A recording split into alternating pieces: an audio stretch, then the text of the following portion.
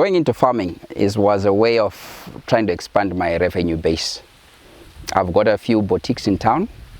I'd been employed before by a tobacco company, but then I left that job 4 years ago, I think, and I'd ventured into the boutique business. I've got a few boutiques that are running in town, but they need to increase my revenue base, because in business, if it is not wise to rely on one source of income, should anything happen in that side of the economy, you then face a slump and your livelihood is threatened. So going into agriculture is the way of increasing revenue. And having come into it, I've also realized that there is a lot of potential that is in agriculture. We're talking of sustainable production, and you're even talking of job creation, wealth creation for the local communities, and the impact that you can have as an individual on such communities that we're working in.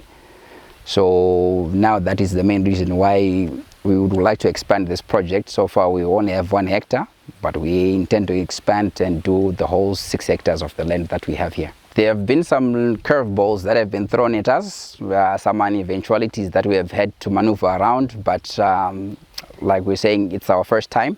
So we accept those curveballs because it's a learning period for us. And currently we've learned quite a lot, and as you can see from the crop is staggered. We've got 3 batches of 15,000 each. So the first batch, we have got a lot of learning that we went through, and we have improved on that on the second batch, and we look to perfect on the third batch. And subsequently the batches that will come after that, we are looking at perfecting and getting at least 99% output out of the seedlings that we're putting in. It's a game of numbers when you're talking in business, and specifically horticulture. You need to do the mathematics. When you look at cabbages, let's say worst case scenario, my input costs for starting up the project, I'm looking at less than $1,000 for 1 batch of 15,000 plants. Total production cost, we're looking at less than $1,000. But potential revenue inflows, where let's say the market is bad and I have to sell them at $1 for 4, I still stand to make a substantial amount of money out of that. So it's not that it's an easy road, but it's a much easier to manage route as compared to most of the other business ventures where you have a lot of unknown variables. We don't own this land. We're actually renting. So access to land, yes, it's an issue. But if you can see even the fields that are around us, they're lying idle right now.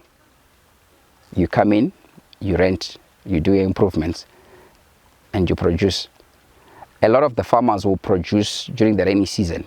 They only concentrate on the major grains, maize, and because it's easier to produce those because you're just working with the rainfall.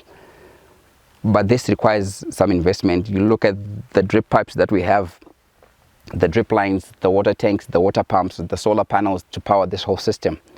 That's a significant investment that you have to put in. But for those that are starting out, you don't have to put in the money at once.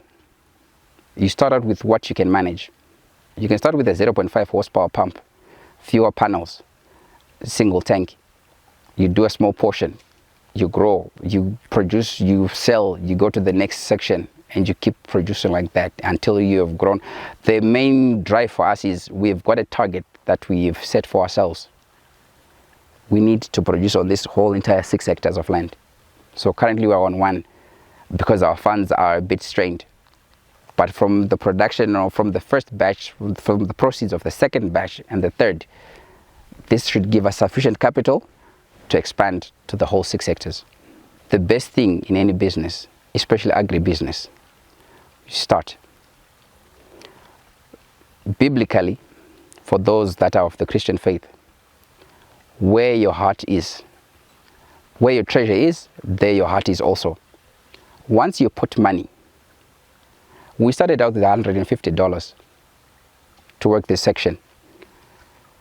We came in, got a tractor to plow the 2 hectares. That cost us $150. Because we had expended cash on it, we couldn't leave it idle. You keep working to get more money, to start putting in, to adding other things, and you build on it. But the important thing is, we started. So you can have a good plan, But as long as you don't start, then there's no guarantee of your success. You're only guaranteed of failure because you haven't started.